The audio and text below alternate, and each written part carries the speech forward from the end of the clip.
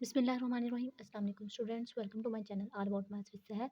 आज की video class 6 के लिए है। चैप्टर नंबर 8 है introduction to algebra and exercise 8A है। क्वेश्चन इसका थर्ड है, write the following as algebraic expression. अब उन्होंने कोई स्टेटमेंट दी हुई है, ठीक है, तो हमने उसको अलजेब्रिक फॉर्म में बनाना है। तो सबसे पहले आपने क्या करना है, फर्स्ट क्वेश्चन हम लिखते हैं। फर्स्ट उसका जो पार्ट है, दी सम O P and Q.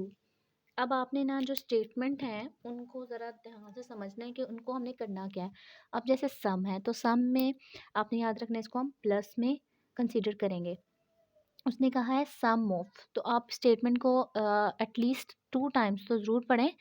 The sum of P and Q, यानी कि पी और क्यू का जो सम होगा, तो सबसे पहले जो भी ऑपरेशन होगा हम वो करेंगे।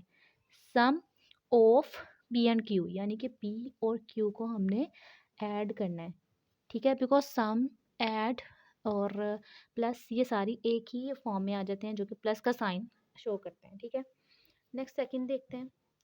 सेकंड में देखें, the difference of A and B. Difference अब हम कहते हैं माइनस को सब्ट्रैक्ट करने को, ठीक है, और डिक्रीज करने को। तो ये डिफरेंस के लिए हम माइनस का जो है वो साइन यूज़ करेंगे। The difference of A and B, अब ए और बी को माइनस करना है, लेकिन अभी हमें ये पता नहीं है कि ए को पहले रखना है, ए बड़ा है या बी छोटा है, बी बड़ा है। तो हम नेक्स्ट अगर स्टेटमेंट पढ़ें तो when A is greater than B, तो सबसे पहले लास्ट वाली जो कंडीशन है उसको देखते हैं, A is greater than B. इसका मतलब है ये हमारे पास स्टेटमेंट आ गई कि बड़ा कौन सा छोटा कौन सा है। अब हम इसको इजीली डिफरेंस कर सकते हैं। The difference of A and B. अब ए और बी को डिफरेंस करना है, माइनस करना है, लेकिन नेक्स्ट स्टेटमेंट को देखते हुए कि ए इज़ ग्रेटर देन, तो इसका मतलब जो बड़ी वैल्यू है उसी में से छोटी को माइनस करेंगे। सो हमारे पास ये जो है एक अलजेब्रिक फॉर्म में आ गया। ओके जी, थर्ड जो है वो भी बहुत इजी है। अब जैसे जैसे आपको चीज़ें दी हुई हैं आपने वैसे वैसे करते जाना है। सबसे पहले उसने कहा 2/3। 2/3 का मतलब होता है कि टू, दूसरा जो पार्ट है थर्ड में से, 3 पार्ट हैं टोटल, ठीक है। लेट करते हैं ये हमारे पास 3 पार्ट है, ठीक है, 1 2 3, और उसमें से 2, यानी कि 2 पार्ट्स जो हैं वो हम ले रहे हैं। तो क्या हुआ, ये 2/3। अगर फ्रैक्शन अगर आपने कंसीडर करनी है तो फ्रैक्शन में देखा जाए तो 3 पार्ट है, तो 3 नीचे लिखे हुए हैं और 2 हमने फिल किए हैं, तो 2/3 ऐसे होगा। उसने कहा 2/3 ऑफ एक्स। 2/3 ये लिख लिया आपने। ऑफ का मतलब है कि मल्टीप्लाई हो रहा है ऑफ एक्स। अब इस मल्टीप्लिकेशन और इस एक्स को आपने सेम नहीं रखना, मल्टीप्लिकेशन एंड एक्स जो है वो डिफरेंस है। ऑफ की वजह से मल्टीप्लिकेशन एंड एक्स ऐसे ही आ गया। एडिड, अब एडिड की वजह से जहाँ पे सम आ गया था, एडिड आ गया था, उसके लिए हमने फिर से प्लस लगा देना है। टू, 2y, यानी कि 2y के साथ हमने इसको ऐड कर देना है। फिर से इसको देख लेते हैं। 2/3 यस लिख लिया, ऑफ एक्स लिख लिया, एडिड प्लस लिख लिया एंड 2y। बिल्कुल सिंपल सी स्टेटमेंट है, उसको हमने साइंस में लेके आना है। साइंस में लेने के बाद उसको अलजेब्रिक एक्सप्रेशन में कन्वर्ट कर देना है। अब सिंपल अगर लिखें, मल्टीप्लिकेशन ख़त्म कर दें, क्योंकि एक कोफिशिएंट और एक वेरिएबल के दरमियान अगर कोई भी साइन नहीं तो वो मल्टीप्लिकेशन का साइन होता है। इस वजह से हम इसको ज़रा सिंपल फॉर्म में लिखेंगे। नेक्स्ट फोर्थ में देखें, बहुत ज़्यादा इजी है, लेकिन इसको आपने थोड़ा सा समझना है कि हम इसको कैसे लिखेंगे। सबसे पहले देखें दी प्रोडक्ट। प्रोडक्ट का मतलब होता है कि किसी हम चीज़ को ना मल्टीप्लाई करें। ऑफ का मतलब भी मल्टीप्लिकेशन, प्रोडक्ट का भी मल्टीप्लिकेशन, और मल्टीप्लिकेशन का भी मल्टीप्लिकेशन होता है। और भी कुछ इस तरह के वर्ड्स आएंगे सेम सेम, जिसमें हमारे पास ऑपरेशन मल्टीप्लिकेशन ही यूज़ होगा। अभी तो फिलहाल हमारा प्रोडक्ट है एंड ऑफ है, तो प्रोडक्ट के लिए भी हम क्या यूज़ करेंगे, मल्टीप्लिकेशन। तो सबसे पहले हम क्या कर रहे हैं, प्रोडक्ट ऑफ एम एन, यानी कि एम और एन को अगर हम मल्टीप्लाई करें, चले यहाँ पे हम पहले प्रोडक्ट लगाते हैं। प्रोडक्ट के लिए हमने मल्टीप्लिकेशन का साइन है, नॉट एक्स। ये है product of M N N. जैसे हमने लिखा था ना sum of P and Q, तो सम हमने सेंटर में लिखा था और पी और क्यू दोनों लिख दिए थे। इसी तरह product of M N and N. Okay, ये हो गया product of M and N. उसके बाद एडिड हो गया।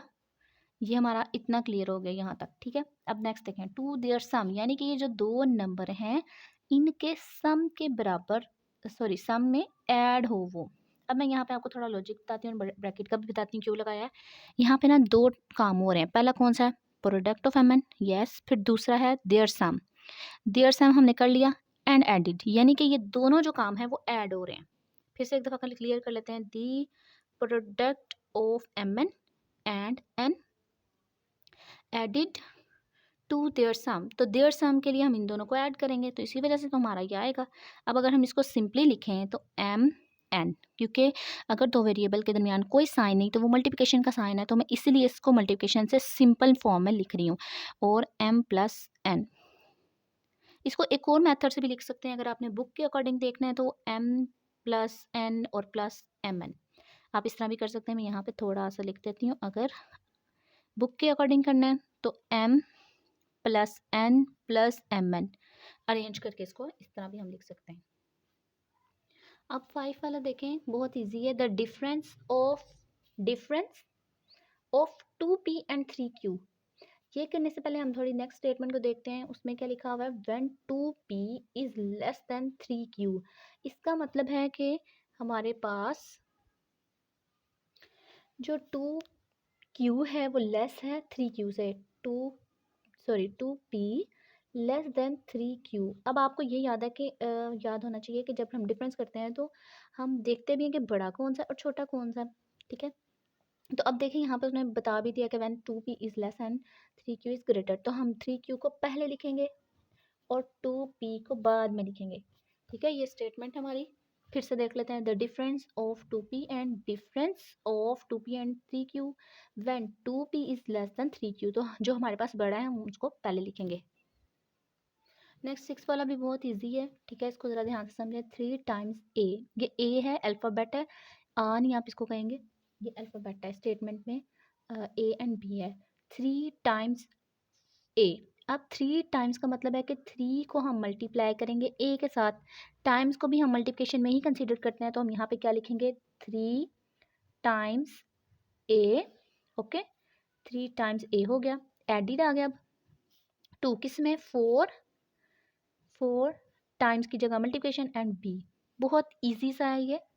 3 times A, 3 times A, added 4 times B, 4 times B. अब इसको सिंपलेस्ट फॉर्म में लिख लेते हैं तो मल्टीप्लिकेशन को ख़त्म कर देंगे, क्योंकि अगर कोफिशिएंट और वेरिएबल मल्टीप्लाई हो रहे हैं उनके दरमियान कोई साइन ना हो तो हमें पता है कि वहाँ पे मल्टीप्लिकेशन एग्जिस्ट कर रहे हैं, तो उसको हम ऐसे ही भी लिख लें तो हमारा आंसर ठीक है।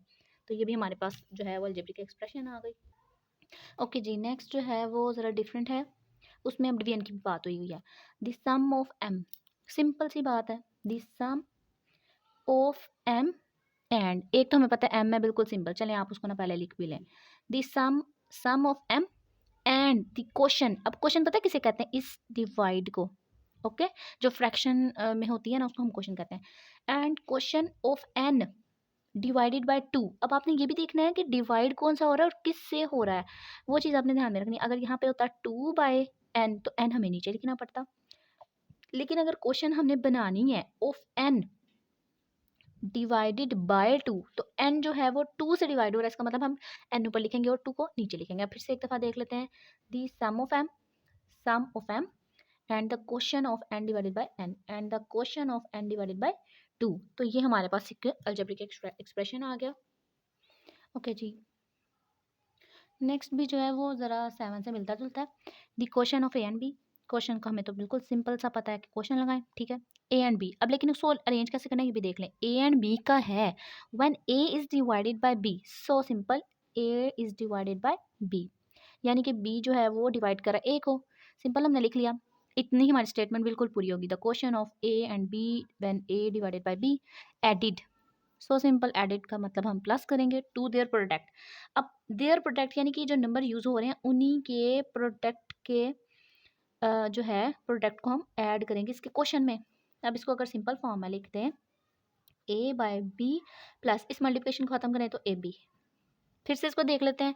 The question of A and B and where A divided by B added, added भी हो गया टू देयर प्रोडक्ट, यानी कि इन दोनों नंबर को प्रोडक्ट करने के बाद इनके साथ ऐड करते हैं, तो सिंपलेस्ट फॉर्म में लिखा तो ए बी हमारे पास आ जाएगा। नेक्स्ट है 9, ये भी इजी है लेकिन इसमें थोड़ा सा लॉजिक है। 1/3, अब जैसे हमने पहले कहा था 2/3 तो उसका मतलब था 2/3, लेकिन 1/3 है तो इसका मतलब है थ्री पार्ट्स हैं, उसमें से फर्स्ट 1 पार्ट हम लेंगे, ठीक है। 1/3 हो गया। ऑफ के लिए मल्टीप्लिकेशन ऑफ एक्स, एक्स भी लिख लिया, यानी कितना हमारा हो गया। अब नेक्स्ट देखें, 1/3 ऑफ एक्स मल्टीप्लाइड, ओके जी, मल्टीप्लाई के लिए हमने फिर से मल्टीप्लिकेशन का साइन लगा लिया, 3 काम हो गए। 1/3 भी हो गया, ऑफ भी हो गया, एक्स भी हो गया, मल्टीप्लाइड भी हो गया बाय द डिफरेंस। अब हमने किसके साथ करना है? By the difference of X and Y. अब हम इसके ये सारे क्वेश्चन को, ठीक है, इसको हमने मल्टीप्लाई करना है डिफरेंस के साथ, लेकिन किसके? X and Y. और आगे बताया भी हुआ है कि when X is greater than, तो हम यहाँ पे ये कंडीशन लिख लेते हैं when X is greater than Y. अब यहाँ पे हम इसका डिफरेंस लिखेंगे ब्रैकेट के अंदर, क्योंकि ये सारा जो है वो इस डिफरेंस होल के साथ मल्टीप्लिकेशन हो रहा है।